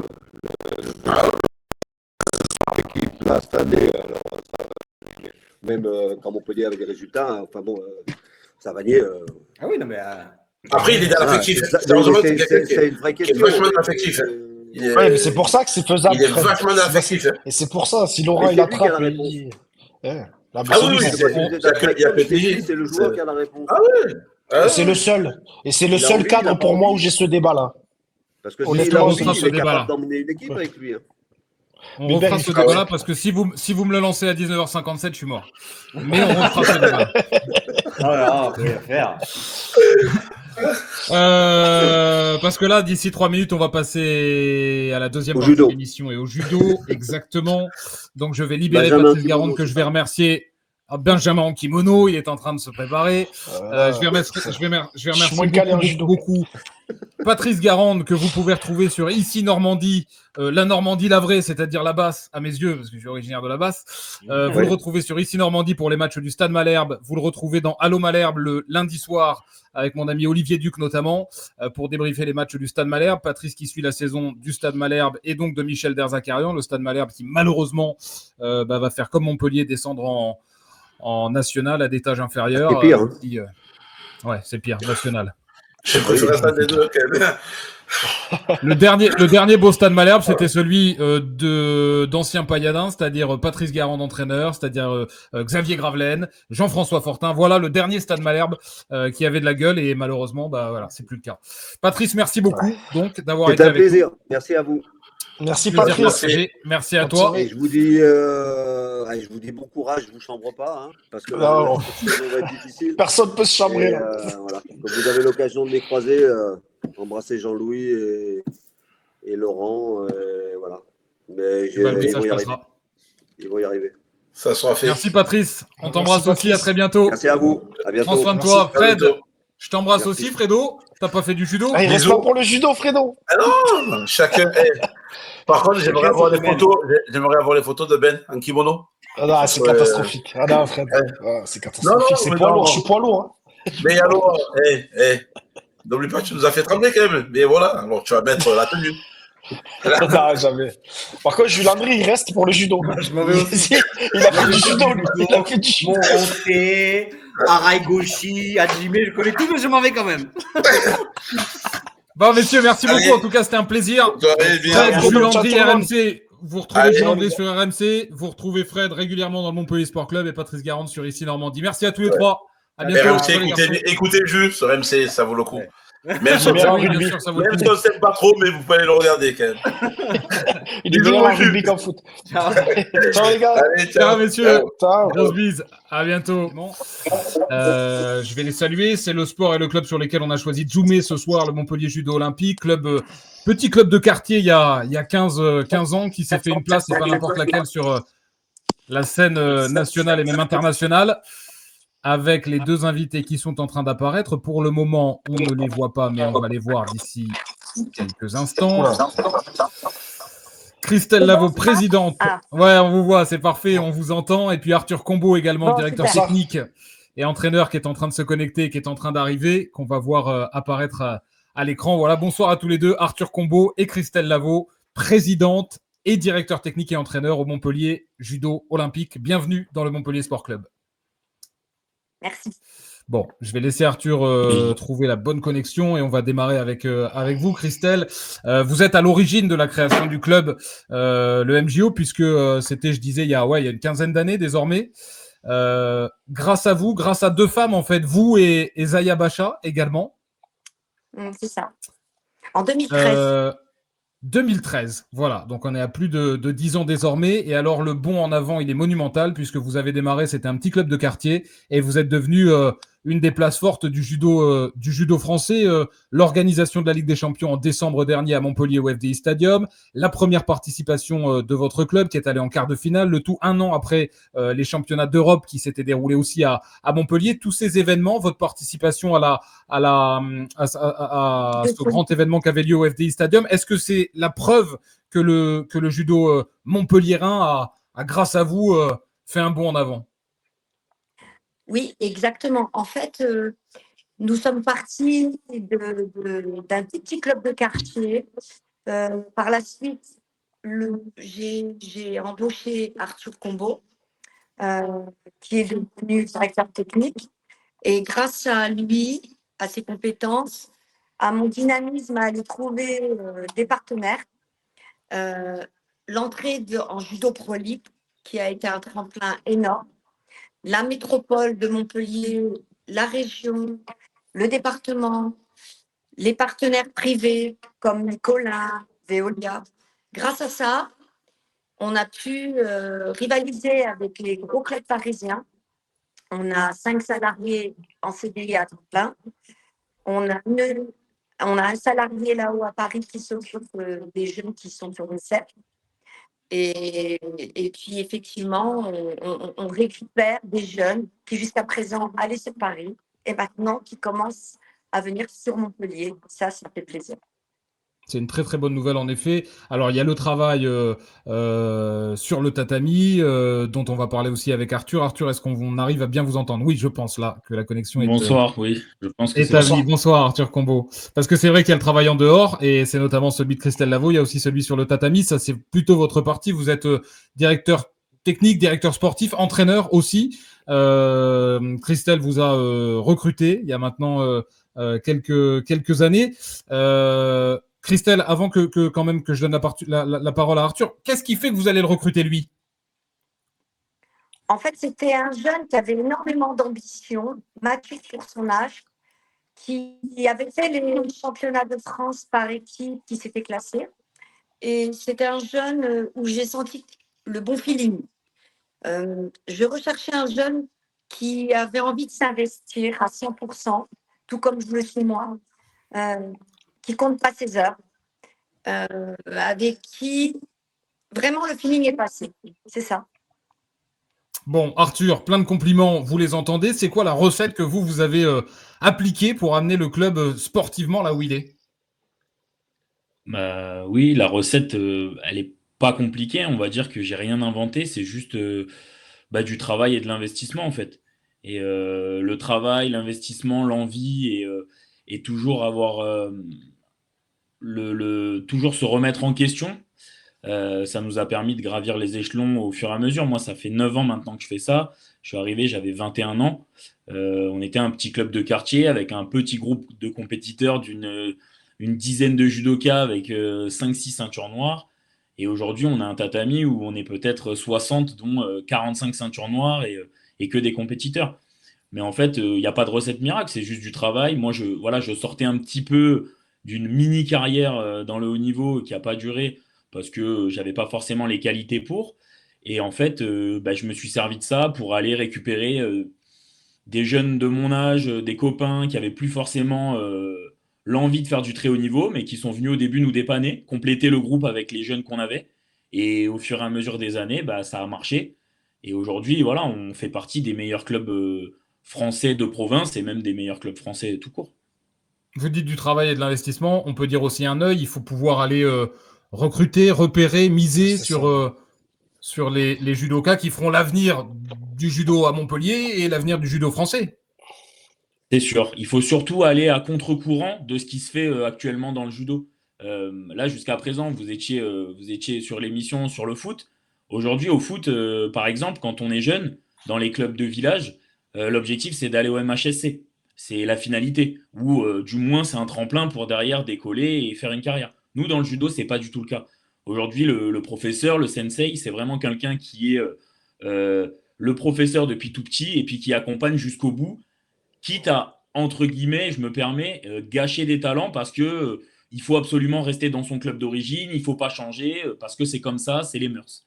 Et nous, je pense qu'aujourd'hui, on a su aller à contre-courant, récupérer des jeunes toujours dans leur volonté à eux et leur permettre en fait d'avoir un projet de haut niveau et de pouvoir s'exprimer, d'avoir des tournois, des stages, d'avoir un suivi un petit peu plus complet. Et en fait, on fait tout simplement pas le même travail que les clubs formateurs finalement. On le fait aussi parce qu'on a une école de judo et on forme aussi des jeunes. Mais on est capable, après les années minimes, sur les années cadets, les années juniors, de récupérer des jeunes et de les amener sur du très haut niveau, comme les clubs parisiens. Je voulais vous demander à tous les deux, je vais continuer avec vous Arthur et ensuite avec Christelle, c'est quoi depuis 9 ans du coup que vous êtes dans ce club du Montpellier Judo Olympique, c'est quoi votre plus grande fierté dans cette activité? Est-ce que c'est quoi ou c'est qui d'ailleurs? Est-ce qu'elle porte un nom? Moi, j'ai pas forcément de plus grande fierté. C'est difficile de classer des performances ou de classer des athlètes, mais c'est surtout en fait l'évolution qu'on a d'année en année. Quand on commence avec 7 qualifiés sur des championnats de France nationaux il y a 9 ans et qu'aujourd'hui on va frôler la centaine cette année, ça c'est une belle fierté. Après, bien évidemment qu'il y a des moments marquants comme le titre de champion de France senior d'Angèle cette année, le titre de champion de France junior d'Emma cette année. La 7e place en Champions League à la maison au FDI, ça c'était quelque chose de marquant et d'important. On avait bénéficié d'une wildcard, on peut le dire, parce que c'était à la maison, et terminé 7e en battant un club français qui, lui, était sélectionné par la voie classique. Ça a prouvé qu'on avait notre place, qu'on avait de la valeur, et ça c'est une belle fierté, je pense, et une belle réussite pour tous les acteurs du club et puis pour les athlètes. Madame la Présidente, vous, est-ce qu'il y a une fierté qui décroche la médaille d'or? Alors, je suis un peu comme Arthur. Il y a 13 ans, on avait quelques athlètes qu'on arrivait à amener au championnat régional. On était fiers d'avoir eu un champion de France en la personne de Jolan Florimont. Et puis maintenant, ma fierté, c'est de pouvoir voir des jeunes qu'on forme, des jeunes qu'on accueille, qui terminent sur les podiums nationaux, sur les podiums internationaux, qui rentrent à l'INSEP. Ça, c'est une belle fierté aussi. Et j'avoue, comme Arthur, que la Judo Pro League terminait 5e et 7e en Champions League, voilà, là, c'est une belle fierté. Et je suis très fière de tous mes athlètes et d'Arthur et des autres entraîneurs de Zaya qui amènent aussi beaucoup. Voilà, donc c'est une belle fierté. C'est quoi pour vous, Arthur, notamment sportivement, c'est quoi le prochain step? Ce serait quoi le prochain objectif? Le prochain objectif, c'est individuellement de continuer à performer dans toutes les tranches d'âge, de réussir à garder aussi nos athlètes parce que aujourd'hui on est dans un monde ultra concurrentiel dans le haut niveau et même si les athlètes sont fiers et sont contents d'appartenir à notre structure, il y a toujours des propositions alléchantes à droite, à gauche. Donc déjà, ça c'est une marche importante d'arriver à les garder, mais pas les garder pour rien, les garder en leur proposant un projet concret. Et, et ensuite, si on parle de rayonnance du club, donc d'équipe, de retourner en Champions League, ça serait un step intéressant. Et pour ça, il faut qu'on arrive au Final Four de la Pro League, mais c'est tout à fait dans nos cordes. Donc voilà, ça serait peut-être la prochaine échéance. Christelle, vous avez aussi beaucoup d'objectifs en tant que présidente. Je sais, alors vous allez choisir évidemment, je ne vais pas parler à votre place, mais je sais qu'il y en a un qui est important et qui est même vital pour le club, c'est d'aller chercher sans arrêt des nouveaux partenaires, des nouveaux investisseurs. Les clubs comme voilà, vous êtes, Arthur le disait il y a quelques instants, vous n'êtes pas un club de foot, vous n'êtes pas le MHSC, et donc la vie financière notamment est beaucoup plus difficile pour exister. Surtout en ce moment.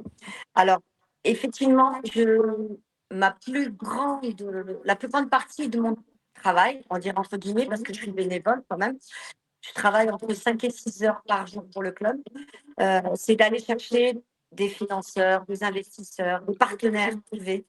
Et je vois beaucoup de monde pour au final, c'est difficile. C'est difficile. Bah oui. Heureusement, nous avons quand même la métropole qui nous aide beaucoup, la région. Et notre plus gros partenaire actuellement, c'est M. Nicolin. Ouais, vous êtes partenaire de Laurent Nicolin et Olivier Nicolin, du groupe Nicolin. Olivier Nicolas. Olivier Nicolas, comme pour le MHSC Volley, c'est vrai qu'ils font beaucoup pour le sport. On avait reçu ici le président du MHSC Volley, les frères Lebrun également qui ont re-signé.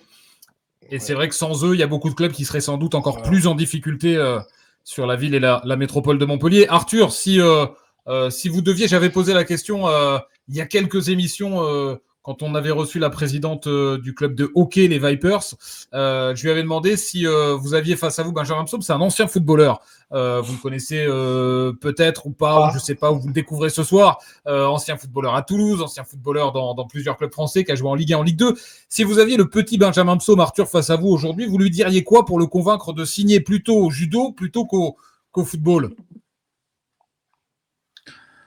Ouais, c'est une question qui est pas facile. Je lui dirais peut-être que c'est un sport ultra positif dans tous les domaines, dans le sens où on découvre pas mal de choses en termes d'habileté motrice, en termes de développement de soi, en termes de rigueur.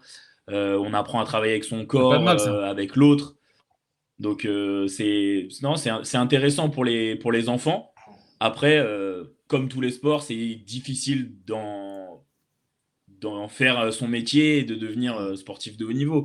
Mais pour un petit garçon, je pense que c'est un sport qui a plein de valeurs et c'est un sport qui permet de découvrir pas mal de choses et de se sentir à l'aise dans son corps et de pouvoir s'exprimer même après dehors. Je sais pas, quand on tombe, par exemple, apprendre à faire une chute, c'est intéressant. Au judo, ça peut toujours servir. Donc voilà, c'est un sport qui sert dans la vie. Et c'est à partir de quel âge qu'on peut commencer le judo pour un petit?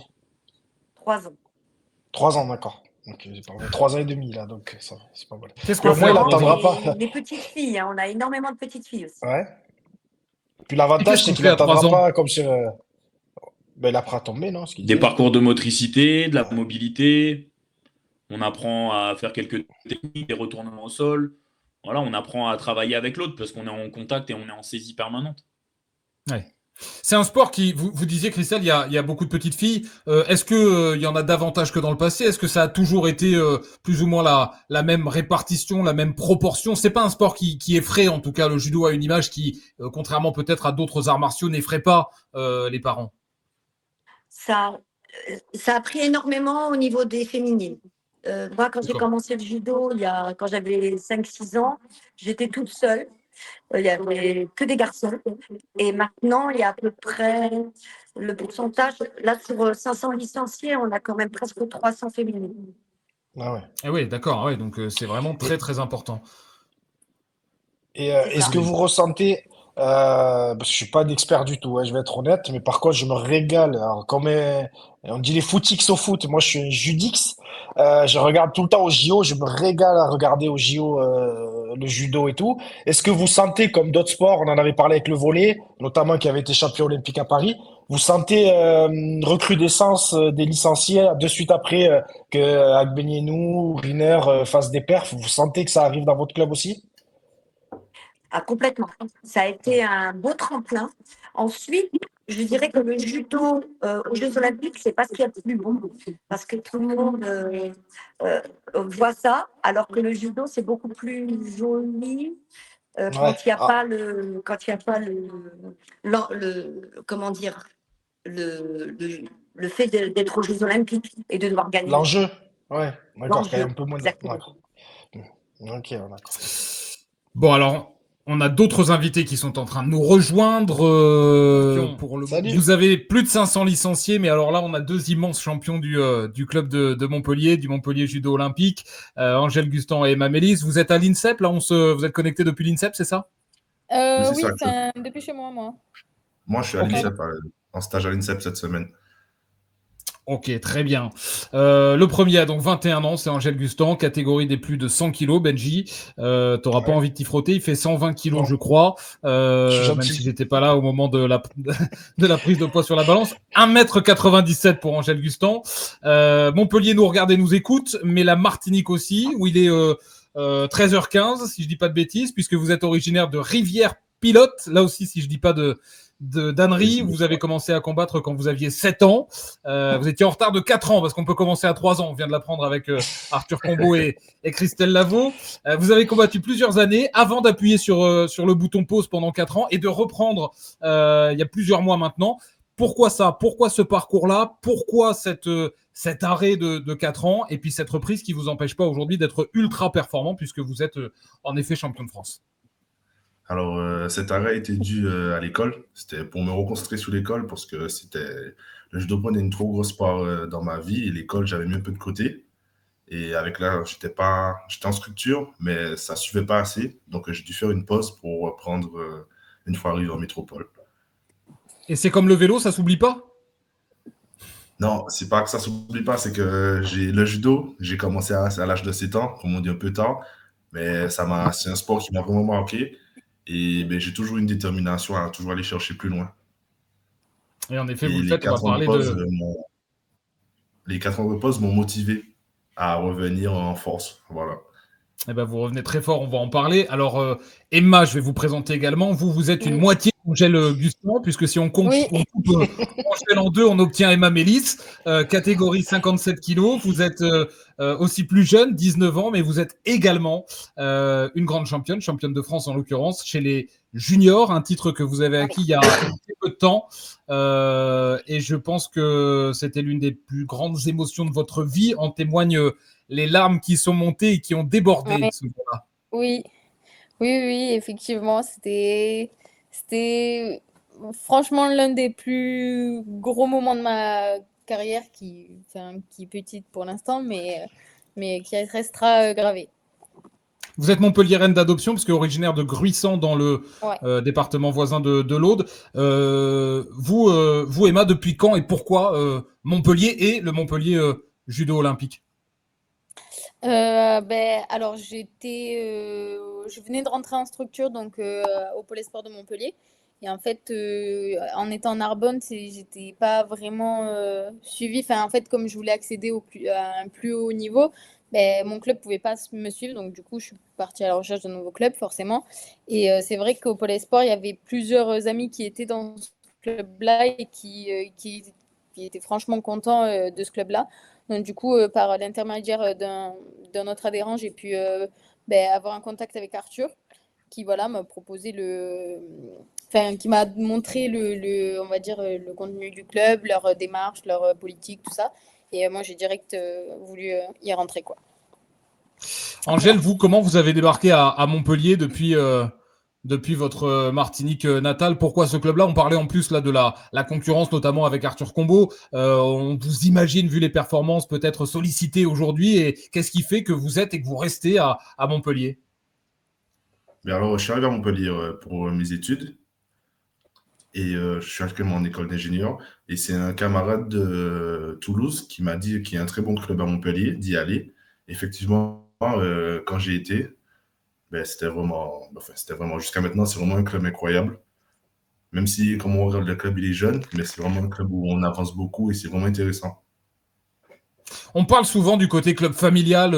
À la Paillade, on parlait football avant le MHSC. Est-ce que c'est le cas aussi dans un club comme le Montpellier Judo Olympique? Oui, effectivement.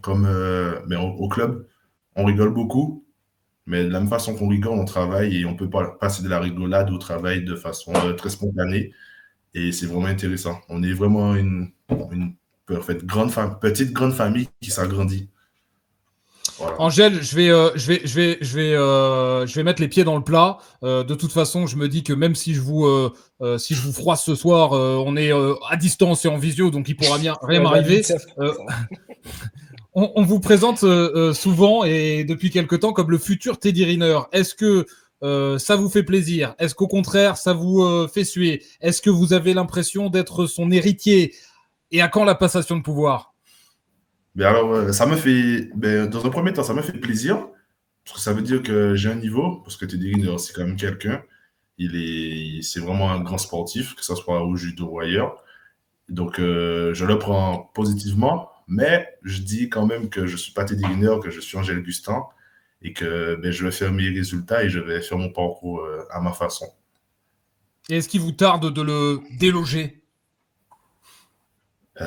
Si je pouvais le déloger dès maintenant, je l'aurais fait. Hein. Vous l'avez déjà affronté ou battu? Non, je ne l'ai jamais affronté. Du coup, jamais battu non plus. Pourquoi ça n'est jamais arrivé? Pourquoi vous ne l'avez jamais combattu? Alors déjà, parce qu'on n'est pas Bon, je suis peut-être un sportif de haut niveau maintenant, mais c'est pas le même type de sportif de haut niveau. Et j'ai pas encore accédé aux plus grandes compétitions. Lui, il a déjà accès, ou il a accès et le pouvoir là-dessus aussi. Et d'ailleurs, si je dis pas de bêtises, d'ailleurs, vous êtes champion de France actuellement et lui ne participe plus au championnat de France individuel. Oui, effectivement, c'est ça. Ouais, c'est ça. Mais vous avez failli, ça aurait pu arriver par exemple sur la Champions League. Oui, effectivement, si nous étions arrivés en finale, j'aurais pu effectivement le prendre en finale. Angel, je pense que vous êtes quelqu'un qui fait preuve de beaucoup d'humilité, mais très honnêtement, je vais d'ailleurs pas vous poser la question à vous, je vais la poser à Emma. Emma, vous qui connaissez le judo, qui connaissez Angel, est-ce que Angel aujourd'hui, il a la capacité de faire tomber Teddy Riner? Ben, alors, je vais On sait pas quoi dire. Voilà. Alors, bien sûr, c'est le judo. En soi, on peut pas dire que... Enfin, personne n'est invincible. Dans le judo, on l'a vu, Teddy Riner, certes, il a passé des années en étant invaincu, mais on a aussi vu qu'il avait été battu quelques fois. Donc, oui, mais peut-être pas pour l'instant, quoi. Je pense que, ouais, en plus, je pense après, Angel, je pense que tu l'idolâtres un petit peu aussi, parce que c'est Teddy Riner, je pense que tu t'es inspiré peut-être un peu de lui. Oui, effectivement. Après, moi, je me dis, en fait, j'ai pas trop d'idole, on va dire, au judo. Ouais. En fait, j'aime bien. En fait, je suis plus axé sur le judo de léger, parce que je trouve qu'ils ont un plus beau judo. Je trouve plus intéressant. Après, je sais qu'à l'heure actuelle, j'affronte Teddy. Je sais que je ne vais pas gagner. Je suis réaliste avec moi-même. Bon, après, comme il m'a dit, c'est le judo. Il y a moyen que je le fasse peut-être tomber. Mais je sais que pour l'instant, à l'heure actuelle, je ne suis pas encore prêt. Une seconde d'inattention, peut-être. Je suis d'une seconde. Hein. Ouais, c'est ça. Mais peut-être dans les années à venir, ce sera possible. Arthur, est-ce qu'on t'a récupéré? Je pense que oui. Je sais pas. Est-ce que vous m'entendez? Si, on l'entend, c'est bon. Oui, nickel. Qu'est-ce que vous en dites de tout ça, vous, Arthur, de ce débat autour de Teddy Riner, de cet article du Monde qui présentait Angel Gustan comme la relève? Qu'est-ce que vous dites de ça? Moi, on en a déjà parlé plusieurs fois avec Angel. Déjà, au lendemain de son titre, on était vachement sollicité. Il y avait énormément de journalistes au dojo. Et moi, j'avais quand même axé sur le fait que Angel Gustan, c'est Angel Gustan et Teddy Riner, c'est Teddy Riner. Aujourd'hui, Teddy Riner, c'est quand même quelqu'un qui a marqué le sport français et l'histoire du judo à tout jamais. Et il faut respecter ça. Maintenant, Angel, il fera son parcours. Il est jeune. Teddy a annoncé qu'il ferait 2028. Et aujourd'hui, on sait que c'est très difficile de déloger un athlète de ce calibre-là, avec le parcours qu'il a eu, avec tout ce qui s'est passé en amont. Mais je suis convaincu qu'Angel, il peut avoir une très très grande carrière. Et peut-être que sur la fin de carrière de Teddy et du coup le début de carrière d'Angel, ils seront amenés à s'affronter. Et on mettra tout en place, bien évidemment, pour qu'il soit le plus performant possible. Après, nous, on n'est pas sur des compétitions où on n'affronte qu'un adversaire. Je voulais vous demander aussi à tous les deux, et il y a des questions sur le chat, mais il y a Lucas qui nous dit, j'imagine qu'ils veulent tous les deux faire les Jeux Olympiques un jour. Du coup, quel est le processus pour y arriver en tant que judoka? Emma, est-ce que vous êtes renseigné? J'imagine que oui. Comment on arrive aux Jeux Olympiques un jour dans la carrière d'un judoka? Tout d'abord, ça commence par faire une bonne transition junior-senior. Pas se dire, OK, c'est bon, j'ai le temps, on prépare déjà la suite. Il faut avoir une vision de long terme, hein, comme il dit Arthur tout le temps, c'est pas un sprint, c'est un marathon. Il faut avoir vraiment une vision de long terme si on veut un jour pouvoir espérer faire les Jeux et les gagner. Et ça passe déjà par marquer des points à la ranking mondiale, parce que si on n'a pas le quota de points, c'est mort. Et avoir vraiment une bonne préparation sur tous les aspects, que ce soit technique, physique, mental, tout. Être au mieux entouré et après faire son taf de son côté et voilà. Et vous rêvez de quoi, vous, Emma, dans le judo, que ce soit à court, à moyen ou à long terme? C'est quoi vos rêves? Vous venez d'en réaliser un premier, j'imagine, avec ce titre de championne de France junior. Et les prochains, c'est quoi? Alors, là, à court terme, je dirais que c'est être championne d'Europe junior et championne du monde junior. Et ensuite, entrer dans le grand bain avec les seniors, forcément. Décrocher une sélection pour le Grand Slam de Paris, donc avec une médaille au France Senior, parce que passage obligatoire pour avoir cette sélection-là. Et donc après, être dans le circuit, on va dire, un peu habituel, quoi, parfait sur les grands tournois, donc que ce soit les Grands Prix, les Grands Slams, les Masters, et après pouvoir peut-être être dans la course au jeu, quoi. Ça va, le Ouais. panier est bien rempli. Le panier des rêves est bien rempli. Oui. Faut voir grand. Eh ben, vous avez absolument raison. Angèle, vous, c'est quoi à court, à moyen et long terme les rêves, vraiment? Ce sera un peu comme Emma, à court terme, championnat d'Europe, pouvoir accéder au championnat d'Europe, championnat du monde aussi et gagner. Et après, sur le long terme, comme elle a dit, pouvoir être dans la sélection pour les Jeux. Ouais, mais c'est pareil, hein, c'est ça. Et pouvoir aussi, à long terme, du coup, me poser aussi comme Teddy Riner, mais à la façon d'Angèle Gustin sur plusieurs années. Et est-ce que le délai, on vient de lâcher les Jeux Olympiques, mais ça va venir vite. Est-ce que les prochains sont accessibles, évidemment, si les performances suivent et l'ascension continue? Est-ce que en termes de délai, en termes de timing, est-ce que c'est envisageable? Alors, je ne vais pas dire oui, je ne vais pas dire non. On va dire que c'est possible. Mais après, je sais qu'il me manque une grosse part d'expérience à aller chercher. Aussi, il faut voir toutes blessures éventuelles qui peuvent arriver sur les 4 ans. Bien sûr. Donc, on va dire, je me dis oui dans ma tête parce que je veux viser grand. Mais après, on verra ce que le futur me préserve. Et je vais faire les efforts pour. Christelle et Arthur, j'imagine que vous aussi, c'est un rêve d'avoir un jour un licencié du Montpellier judo olympique médaillé sur une telle scène internationale, que ce soit des championnats du monde ou que ce soit les Jeux olympiques. Bien sûr que c'est un objectif et c'est un rêve. Maintenant, on travaille, en tout cas, on essaye de mettre les choses en place pour que ça arrive. On a eu un athlète, Jolan Florimont, qui était formé au club pendant quelques saisons, qui était en course pour les Jeux, qui était numéro 3 français de sa catégorie. Puis il y a eu le Covid, donc ça a été un peu compliqué sur la fin. Donc on n'a pas été si loin que ça. Je disais, ils n'en sont pas si loin. Maintenant, voilà, 3 ans, c'est long, il peut se passer plein de choses. Et comme l'a dit Emma, il va falloir qu'elle gère bien sa transition junior-senior. Et puis Angèle, là, c'est le tout début. Donc on va tout faire pour, en tout cas. Allez-y. Alors, je vais dire exactement comme Arthur. Bien sûr que ça serait le Graal de pouvoir avoir des athlètes qui vont aux Jeux Olympiques. Comme il l'a dit, on a eu un athlète qui était tout proche. Là, on va peut-être prochainement avoir un pôle excellence sur Montpellier pour avoir les jeunes au plus près et éviter que nos jeunes du Sud montent systématiquement à l'INSEP à Paris. Donc ça serait vraiment quelque chose aussi de vraiment bien pour le Sud. On l'attend avec impatience. Christelle disait tout à l'heure aussi, je vais me tourner vers Emma, mais Christelle disait tout à l'heure que le judo bénévolement, puisqu'elle est présidente du club, prenait 5 à 6 heures par jour dans son quotidien. Qu'est-ce que représente quelle est la place du judo dans le vôtre, Emma Mélis? La place du judo dans mon quotidien, moi? Ouais. Ah, mais c'est tout mon quotidien.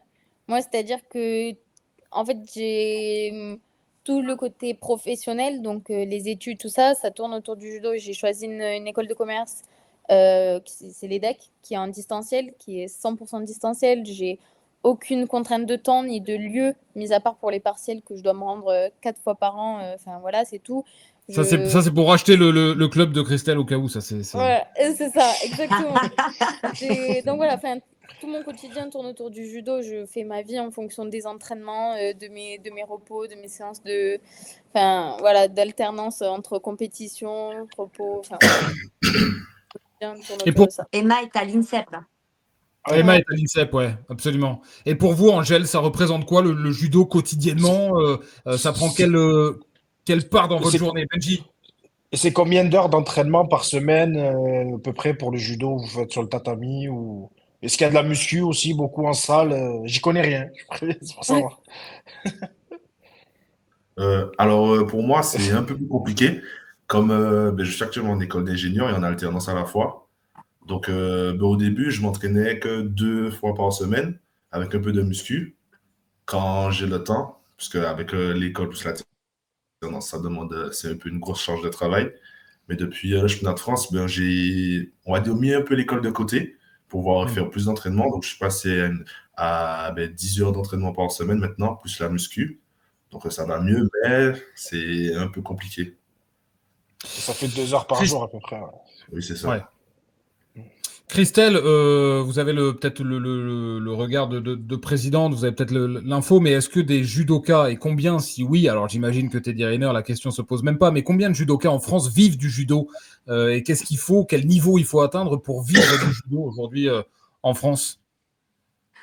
Alors, non, moi, je n'ai pas forcément ce regard-là. Moi, je suis plus dans l'administratif que je pense qu'Arthur vous répondra mieux. Mais il y a très peu de personnes qui vivent du judo réellement. Mais vas-y, Vous avez la Arthur, question là sur le chat, en effet. Arthur, je ne sais pas s'il est encore là. Ouais, Arthur.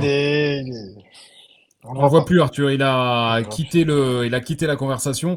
Peut-être que vous le savez, Angèle et Emma. Est-ce que vous savez s'il y a des judokas, combien de judokas vivent du judo? Aucun à Montpellier, mais dans d'autres clubs. Oui. Alors, je sais que, oui, comme l'a dit Christelle, c'est très dur de vivre du judo pur. Mais en fait, c'est tout ce, comme l'a fait Teddy Riner, comme l'a fait Clarissa Gbininou, c'est tout ce qui va être autour, tout le personal branding. Les sponsors, les pubs. Voilà, les sponsors, son image de marque, savoir bien se montrer à la caméra, tout ça, c'est tout ce qui va être autour. Et aussi réinvestir son argent intelligemment pour réussir à en vivre.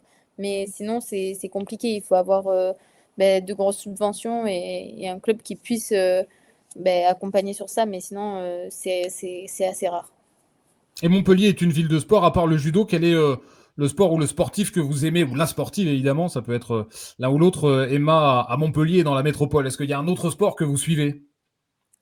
Franchement, pas trop. À part le judo, moi, je vis que pour ça. Donc, je sais pas. Puis Emma, elle encourage Narbonne, sinon les équipes de Narbonne. Ouais. Rugby. Moi, je suis beaucoup le rugby. J'aime beaucoup. En fait, je vais généralement. Je vais au match avec Olivier Nicolin. Et puis sinon, le hand, j'aime beaucoup aussi. Tous les sports collectifs. Et puis récemment, je commence à m'intéresser au ping-pong parce que on a nos frères Lebrun, voilà. Sinon, c'était pas un sport que je connaissais vraiment. Elle a dit tous les sports sauf le foot, hein, un gros coup de projecteur. Le foot, non, pas trop. Tu as la raison. Angèle, Si, mais bon, c'est un peu compliqué en ce moment. Voilà, cette saison, il vaut mieux pas y aller. C'était pour pas en parler, que c'était pas le ça, mais c'est compliqué. Angèle, quel est le sport que vous aimez à part le judo? Alors, on va dire que j'aime tous les sports. En fait, depuis que c'est du sport, j'aime bien. Et arrivé à Montpellier, j'ai découvert que le ping-pong. Je savais pas que ça se faisait aussi haut niveau. Et d'ailleurs, les fleurs Lebrun, que je vois souvent, le ping-pong que je suis de plus en plus et que je trouve vraiment intéressant. Et Angèle, le sport que vous avez pratiqué en premier, est-ce que c'est le judo à 7 ans ou est-ce que vous êtes essayé à autre chose avant et peut-être en même temps quand vous étiez notamment en Martinique? Non, j'ai commencé par le foot. Et après, ça n'a pas trop collé le foot. Donc, j'ai fait du hand et au hand, j'étais pas mauvais. En fait, j'ai dû faire un choix entre le hand et le judo, mais j'ai préféré le judo. Je trouve qu'il y avait plus d'émotion dans le judo et on va dire que j'aime un peu le chacun pour soi. Le sport d'équipe, des fois, ça me brise un peu le cœur. Il y a une question également que je voulais poser à la présidente, mais dont pourra parler aussi sans doute Arthur Combeau. J'aimerais que vous nous disiez, Christelle, un mot sur le club et sur son rôle social, parce que ça va bien au-delà du tatami. Il y a un vrai rôle social dans les quartiers de la Motion, de Selle-Neuve, du Petit Bar. C'est vraiment pas qu'un club de judo, le MJO. Ah, c'est tout à fait ça. On a plusieurs casquettes, hein. On a vraiment la casquette de la formation, du haut niveau et du social. J'accompagne énormément de jeunes depuis petit. On accompagne des familles. Zaya est médiatrice sociale. Donc, on accompagne, mais dans tous les domaines, que ce soit sportif, que ce soit sur le plan professionnel. On les aide à obtenir des formations. Au club, Arthur en est l'exemple type. Il a commencé avec un BPGEPS, un DE et un DEGEPS et un master de la haute performance. On l'a accompagné dans chaque année avec ces formations-là. Et puis maintenant, il arrive à en vivre. Il n'est pas extrêmement bien payé, mais ça viendra par la suite quand on aura plus d'argent au club. Mais oui, on a un rôle très important. On a aussi une population de de personnes qui n'ont pas encore de titre de séjour. Donc, on les aide aussi. On a des Moldaves, un petit Moldave là, qui vient de faire les championnats régionaux, qui a fait vice-champion de région, qui est très fort. On a Daviti Chitaya, qui est un Géorgien, qui a fait champion de France, qui a fait vice-champion de France cadet. Donc, voilà. Ouais, ça, c'est beau. C'est là que, enfin voilà, les gens se rendent pas toujours compte que le sport va bien au-delà du terrain, du tatami ou du parquet, et qu'il y a un vrai rôle social dans le sport, et votre club en est le parfait exemple. Arthur, vous confirmez, parce que ce qu'elle vient de citer, Christelle, ce sont ceux que vous entraînez aussi. Oui, bien sûr. Vous m'entendez, je pense. Je sais pas. Ah, c'est bon, nickel. Ouais, les gens, comme vous avez dit, les gens ne se rendent pas forcément compte qu'il n'y a pas que le haut niveau, il n'y a pas que la partie visible de l'iceberg, il y a tout ce qu'il y a derrière, aider les familles, aller chercher les jeunes chez eux pour les déplacer en compétition parce qu'il n'y a pas forcément la possibilité de le faire, aider pour tous les domaines, trouver des logements, trouver des études, les accompagner scolairement, leur faire de l'aide aux devoirs. Voilà, c'est tout un projet, une stratégie qu'on met en place parce qu'on aime ça, en fait. C'est à la base, quand on a choisi ce club-là, c'était pas forcément pour faire du très haut niveau et avoir des athlètes qui allaient faire les Jeux Olympiques. Ça a suivi parce que ça nous anime aussi, mais à la base, notre club, il est dans un quartier populaire de la ville et on essaye en fait de prendre chaque individu comme il est et de l'accompagner le mieux possible, au-delà de ses qualités sportives. Et Christelle disait, il n'est pas encore très bien payé, Arthur, mais une fois que Emma aura décroché son diplôme d'école de commerce, qu'elle aura réuni les fonds, ça va grimper. Moi, je vous le dis, ça va monter en flèche. J'avais des questions justement sur les finances. Il y a Lucas qui demandait comment Montpellier, la ville et la métropole, et j'imagine, c'est la suite de sa question, à quelle hauteur aident et subventionnent le club du MJO.